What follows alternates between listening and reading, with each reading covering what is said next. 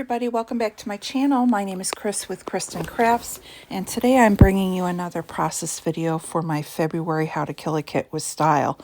This month we are concentrating or have the theme of vintage, and I am taking that theme and using it to scrapbook a number of heritage photos that I've accumulated over the year. So these photos are of my grandparents, my grandmother who passed away when I was in high school, and then my grandfather passed away when my dad was 13, so I never had the opportunity to meet him. So I'm going to assume these pictures were taken probably in the 1920s maybe. I know they lived through the Depression, so it could even be the 30s. My dad was the youngest of 5 kids. His sister, was, I think, like 18 to 20 when he was born. So there's a big age gap between the family members. So I know his parents were quite a bit older. Anyway, I'm going to go ahead and take this piece of paper. I believe this is my mind's eye also, and I'm matting it on a piece of black cardstock, and then I'm going to take the photos and mat them on the black cardstock as well. I want this layout to have that look of a vintage photo album in a way. You know how you used to go and put them on the black album with the photo corners, and I want that kind of heritage look for this layout. So now that I have both of the photos matted on the black paper, I'm going to go ahead and take this other piece of paper. I believe this is like from Stampopedia. I'm not sure where my sister gave it to me for my birthday, and I really like the vintage feel to it. And I don't know if she got it from like Tuesday Morning or if she got it from like Peachy Cheap or somewhere like that, but it really has that distressed aged look with the lace on it, and so I really thought it would lend well to this layout.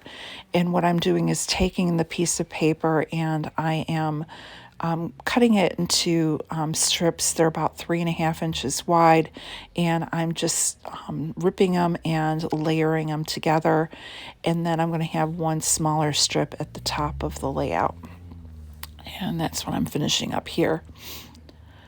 I thought about putting another layer into the bottom, but I'm going to end up putting that one at the top so it's not all bottom heavy and that it kind of spreads it out a little bit.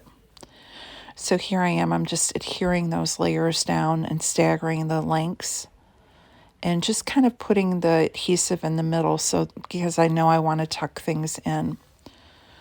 And here I've got the last piece going up at the top. So now what I'm going to do is I'm going to take the photo of my grandmother and I'm going to tuck it into the layers. The bottom of the photo it's not losing anything from the photo because all you see is the continuation of her dress, and so there's nothing to be seen at the bottom half.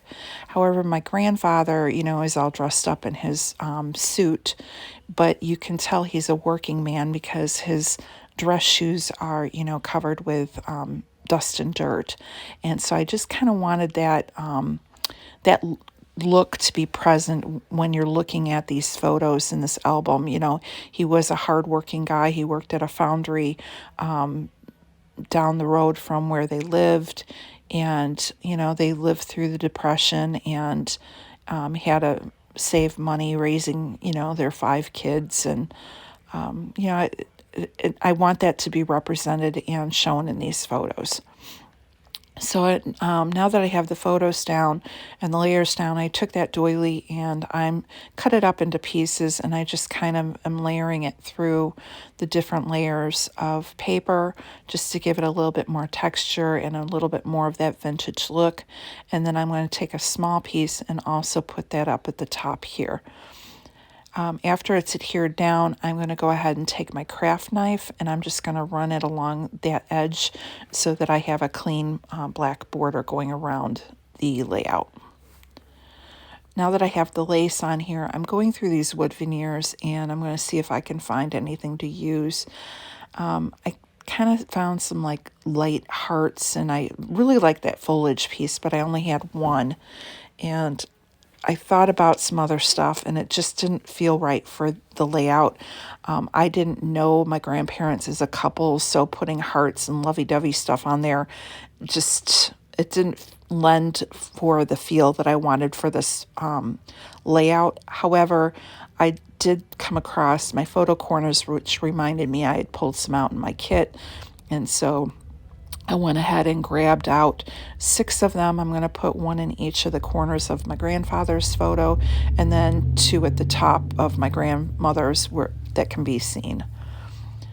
The next thing I'm going to do is I decided to go into my stash, and I pulled out some of the 49th and Market laser die cuts that I had from Spectrum Sherbert.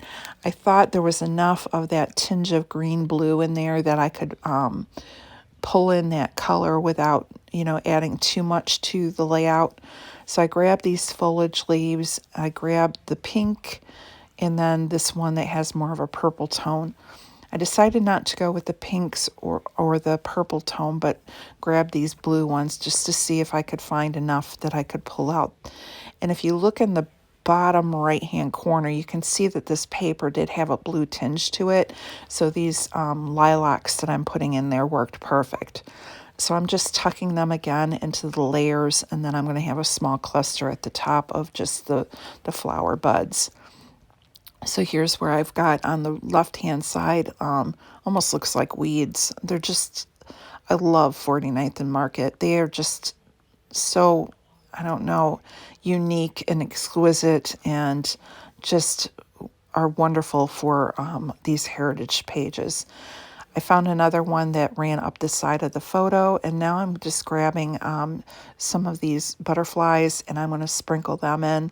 I grabbed the larger one, I'm going to have it at the top, and then 2 small ones to each side of the photos.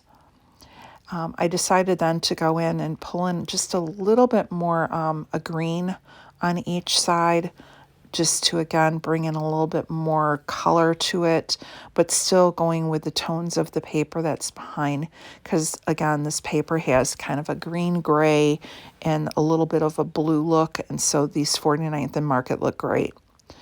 Next thing I'm going to do is go into the brads that I pulled out, and I'm looking for anything that looked heritage. So I did find this brad that's kind of in a green blue tone that has a vintage camera on it. I find another one that has the word and then I found one on another packet that was just a plain kind of a jade green, which I thought matched close enough to the other brads. The other thing, I'm not real worried about it because they're separated by the photos, so they're not right next to each other. So if they're a little bit off in shade, I don't think anybody will notice. So now I'm going to go ahead and I'm going to start gluing all the laser cut die cuts down. And I'm just putting a little bit of adhesive at the bottom, making sure to layer it so that you have like the blue leaves going over the green leaves, just like you'd see in a garden. And once I have those all down, I will go in and find my little pokey tool so that I can get the brads put in. And I'm just using my Nuvo Deluxe adhesive to glue these down. This stuff dries pretty quick, and I've been pretty happy with how it works, and I know a lot of other people use it as well. This pokey tool I've had for a while. I just have a piece of foam that I put from behind, and I just poke the hole with it wherever I want the brad and pop it through. So I'm just kind of layering it into the little nooks that are in the layout where I think that look best. I'm going to glue these last 2 florals down, and then I will poke another hole for that last brad.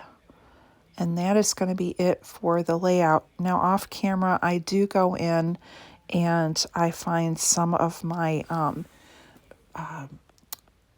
vintage looking typewriter key, and I'm going to spell out their names, John and Catherine, and at the top of the layout I have our last name on there. So I want to thank you for watching. I hope you enjoyed this video, make sure you check out everyone else who's playing along with How to Kill a Kit with Style, and I'll see you again on my channel for another process video. Bye-bye.